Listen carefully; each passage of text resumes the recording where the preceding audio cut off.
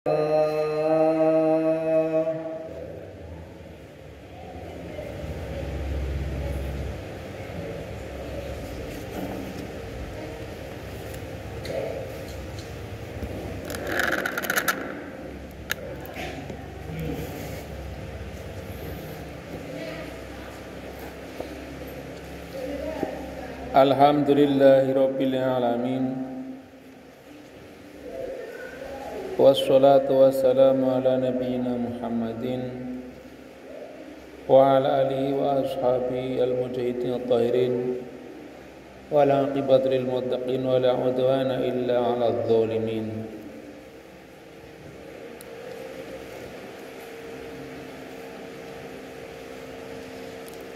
فقال تعالى في كتاب الكريم أعوذ بالله من الشيطان الرجيم بسم الله الرحمن الرحيم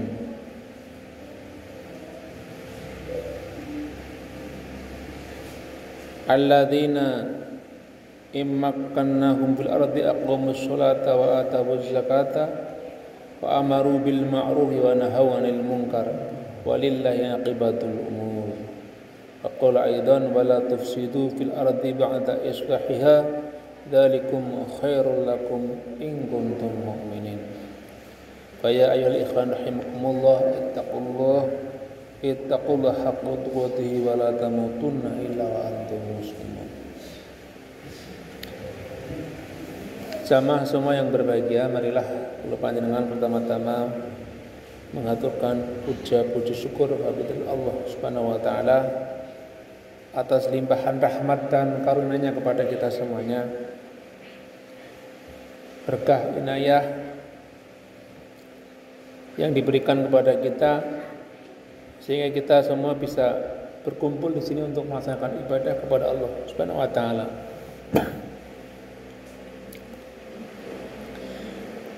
Dan terlebih lagi sama semuanya, pemberian ataupun karunia yang paling tinggi dari Allah adalah rasa iman dan Islam dalam hati kita. Itu kemudian yang menjadi motivasi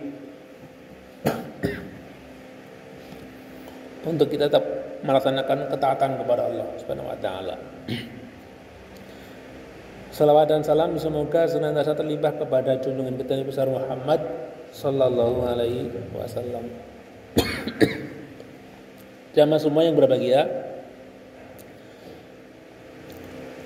saya berpesan kepada jamaah semuanya umumnya dan terutama kepada saya pribadi, marilah kita tingkatkan takwa kita kepada Allah Subhanahu wa taala.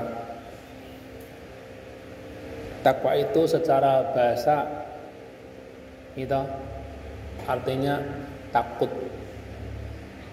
Nah, kemudian diimplementasikan, kita semua takut andikan termasuk orang-orang yang akan disiksa oleh Allah Subhanahu wa taala.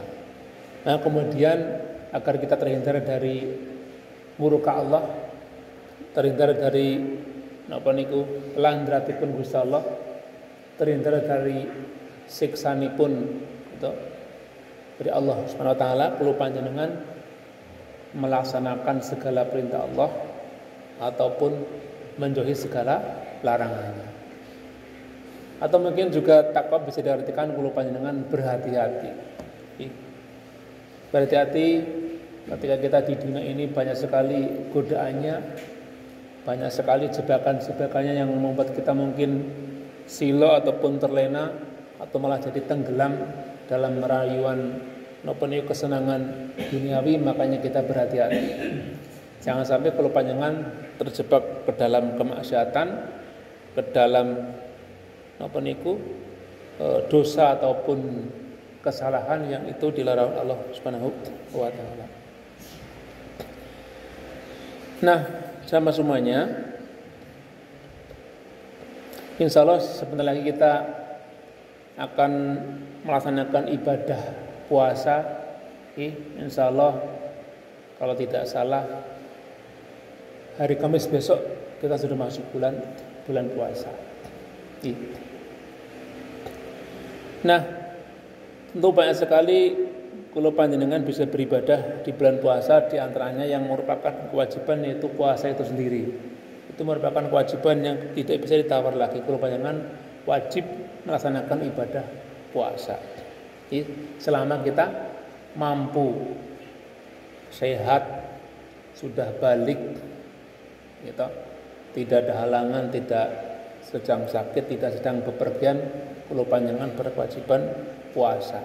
Tapi kalau mungkin sedang sakit, sedang bepergian, mungkin sedang hamil, ataupun mungkin menyusui atau lansia, ya tidak ada kewajiban, tapi bisa diganti dengan yang puasa di hari yang lain ataupun diganti dengan fidyah begitu. Tapi kalau kita semuanya sehat walafiat, berarti itu kewajiban yang tidak bisa ditawar lagi. Nah, kewajiban-kewajiban itu, kewajiban puasa maksud saya, itu memang sudah melekat, sedangkan ibadah yang lain di bulan Ramadan ya yang sifatnya sunnah, seperti sholat tarawih, seperti atau mungkin kita membaca Quran, tadarus, atau juga kalau malam hari kita bisa mungkin kajian-kajian, zikir. Kalau siang hari kita mungkin bisa bersedekah, membuat takjil. Ini sudah menjadi budaya kita yang perlu kita terus kembangkan, karena itu mengandung nilai kebaikan. Mungkin anak-anak kita mengaji TPA dan sebagainya itu sudah merupakan sesuatu yang khas, identik di bulan Ramadan, itu yang sifatnya sunnah gitu. Nah, di samping itu sama semuanya ada juga mungkin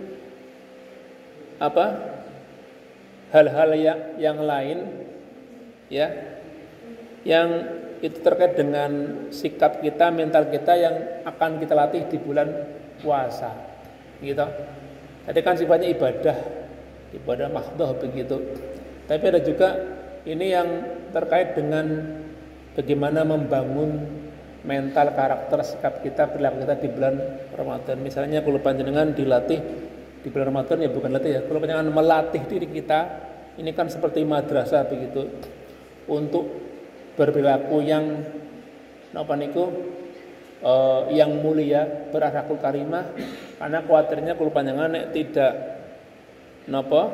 mengedepankan akhlakul karimah, malah akan mengurangi atau malah mungkin membatalkan pahala puasa itu sendiri. Misalnya perlu panjenengan di bulan Ramadan harus melatih sikap sabar gitu, sabar dalam beribadah, sabar mungkin ketika orang lain mengajak kepada kemungkaran. Sampai-sampai Nabi mengatakan orang berpuasa itu tidak boleh berkata kotor, tidak boleh berkata yang saru mungkin ya, kata-kata yang lacut. Andaikan ada orang lain yang mengajak ribut, mengajak berkelahi misalnya, kita malah katakan Nabi, jawab saja, saya sedang berpuasa, tidak mau ribut, tidak mau rame begitu. Kita jawab dengan saya berpuasa. Saling ada yang mencela, kita berusaha untuk tidak membalasnya. Ya harusnya semuanya dikondisikan seperti itu. Kalau memang dia berpuasa, muslim ya menghindari semua itu, berkata kotor, berkata yang lacut, terus mungkin mengajak ribut, membuat gaduh dan sebagainya. Terus juga menjauhkan diri dari mengadu domba, apalagi menfitnah dan lain semacamnya. Nah, saya tadi di ayat yang terdepan saya sedikit menyinggung Bapak semuanya, jamaah semuanya, gitu. Jadi orang-orang yang beriman itu, kalau panjenengan ditempatkan di bumi ini, di kehidupan dunia ini, ya, selain menegakkan sholat, memberikan zakat, beramar ma'ruf, nahi mungkar, gitu. Nah, begitupun ketika kita berpuasa, sebisa mungkin perbanyaklah kalau panjenengan berkata-kata yang baik. Nah, syukur untuk mengajak orang lain untuk berbuat kebaikan juga. Jadi misalnya sekarang kalau di bulan puasa ya sudah menjadi tradisi di mana-mana. Bahkan ini mungkin khas Indonesia barangkali jamaah semuanya. kita ada tradisi ataupun budaya ada ceramah begitu. Ceramah setelah sholat Isya, sebelum tarawih dan setelah sholat subuh. Ya, ini mungkin di beberapa negara yang lain jarang budaya seperti ini. Tapi di Indonesia sudah lama sekali, di banyak tempat pasti ada jadwal yang ketat begitu. Setiap bulan Ramadan dari tanggal 1 sampai nanti akhir bulan ada ceramah untuk para jamaah, disampaikan oleh mungkin takmir atau mungkin yang terjadwal begitu, menyampaikan kultum gitu. Bahkan mungkin di beberapa tempat mungkin yang ceramah yang anak-anak kita begitu, yang remaja-remaja begitu, untuk melatih mereka public speaking begitu. Nah, jadi ini bukan semata-mata nanti kulo panjangan dapat pahala gitu, agar sebisa mungkin kata-kata yang kita keluarkan ketika Ramadan jangan sampai mengandung fitnah, jangan kata-kata kotor, jangan kata-kata lacut, apalagi mengandung adu domba, hoax dan semacamnya. Tapi sebisa mungkin adalah kata-kata yang mengajak kepada kebaikan, gitu. Kata-kata yang mengajak kepada kebaikan. Jadi bukan yang nanti mengandung nilai ibadah, bukan kulo panjangan tadarus, gitu. Terus mungkin zikir, bukan cuma itu. Kulo panjenengan berceramah, gitu, melatih diri kita untuk bisa berbicara kepada orang lain, mengajak mereka kepada kebaikan, itu juga nilainya sangat tinggi sekali di bulan Ramadan, gitu. Karena semua ibadah sama semuanya di bulan Ramadan niku siang hari ataupun malam hari, semua pahalanya dilipat gandakan. Jadi bukan sekedar kalau di hari-hari yang lain mungkin hanya 10 kali lipatnya, tapi kalau di bulan Ramadan itu berkali-kali lipatnya, gitu. Jadi ini mungkin dari beberapa orang barangkali mungkin punya pikiran, kok ceramah belum berani begitu. Tapi ini sebenarnya kita dipaksa untuk melatih diri kita, melatih anak-anak kita. Kelak mereka juga akan menggantikan kita menjadi pengurus di musola, di masjid, menjadi dai-dai kita di masa depan. Kalau tidak dari kecil kita arahkan untuk punya kemampuan berbicara, nanti malah kita mungkin ke depan tidak punya generasi. Jadi ini mungkin kelihatannya kurang diperhatikan, tapi sebenarnya ini menyangkut masa depan daripada anak-anak kita, masa depan dari agama kita, gitu, agar nanti kelak ketika kita sudah mati, mereka menggantikan kita, mereka lah yang akan menjadi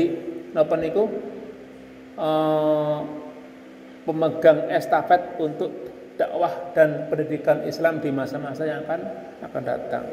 Jadi mungkin penting sekali kalau panjenengan dari takmirnya, orang tua di rumah, gitu, yang punya anak-anak belajar di musola di itu, mendukung sepenuhnya secara mungkin pengkondisian di rumah, agar mungkin istilahnya ngoprak-oprak anak-anak kita untuk ke masjid, menjadi mungkin pengurus remaja masjid atau mungkin guru TPA-nya begitu, dikondisikan ke sana. Jangan sampai malah Ramadan anak kita malah di rumah kebanyakan berurusan dengan gadget, gitu, malah lalai dengan ibadahnya, hanya sekedar puasa nunggu maghrib tapi diisi dengan kegiatan yang tidak bermanfaat.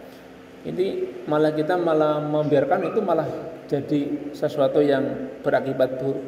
Jadi monggo mari termasuk pulau sendiri, mari bersama-sama mengkondisikan Ramadan ini betul-betul digunakan untuk segala hal yang bermanfaat. Bukan hanya untuk kita, tapi juga untuk anak istri kita, untuk suami dan anak-anak kita, juga keluarga yang menjadi tamu kita di rumah kita. Bagaimana menyambut Ramadan dengan sebaik-baiknya, memanfaatkan waktu di bulan Ramadan ini untuk beribadah sebanyak-banyaknya. Ini momentum kita untuk bersama-sama terkait dengan tadi membangun mental karakter kita, terus juga untuk mengkondisikan bagaimana anak-anak kita terlibat dalam kegiatan pendidikan dan dakwah begitu. Amin ya rabbal alamin. Barakallahu li wa lakum fil Qur'anil azim wa nafa'ani bima fihi min ayati wa dzikrihim. Aqulu qouli hadza fastaghfirullah innallaha wal ghafurur rahim.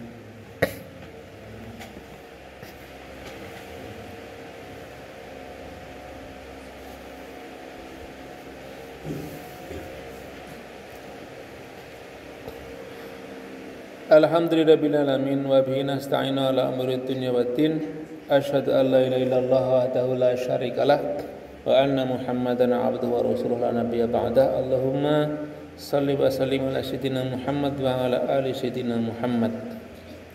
Amma ba'd, fa ya ayyuhal muslimun rahimakumullah, ittaqullah haqqa tuqatih wa la tamutunna illa wa antum muslimun.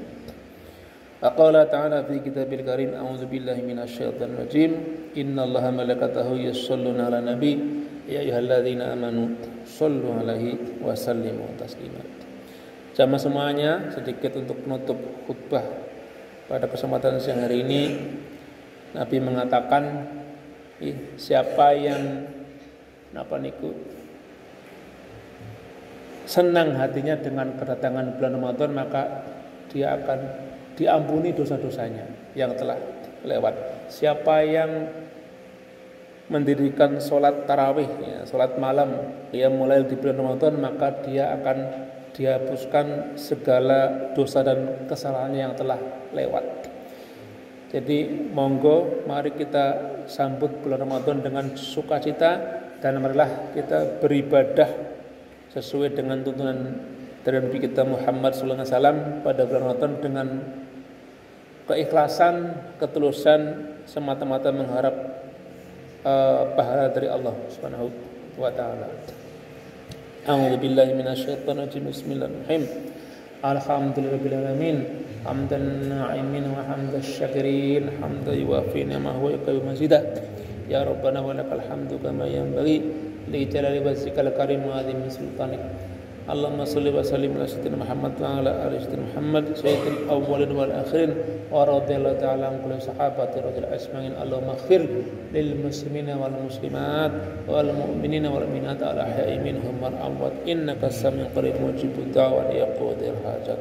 Allahumma inna nas'aluka al-huda wa at-taqwa wa la babalagina. Allahumma inna na'udzubika min jahdil bala wa darkish syaqa wa syamatatil a'da wa su'il qada. Rabbana taqabbal minna innaka antas samiul alim wa tub alaina innaka antat tawwabur rahim. Rabbana atina fid dunya hasanah wa fil akhirati hasanah wa qina adzabannar. Wa sallallahu alaihi wasallam Muhammad wa ala alihi Muhammad. Subhana rabbika rabbil izzati amma yasifun wa salamun alal mursalin walhamdulillahi rabbil alamin. Ibadallah, innallaha ya'murukum bil 'adli wal ihsan wa ita'i dzil qurba wa yanhaakum 'anil fahsya'i wal munkar wal baghi ya'idukum la'allakum tadhakkarun. Fala dzikrullahi akbar. Wassalamu alaikum warahmatullahi wabarakatuh. Aqimus shalah.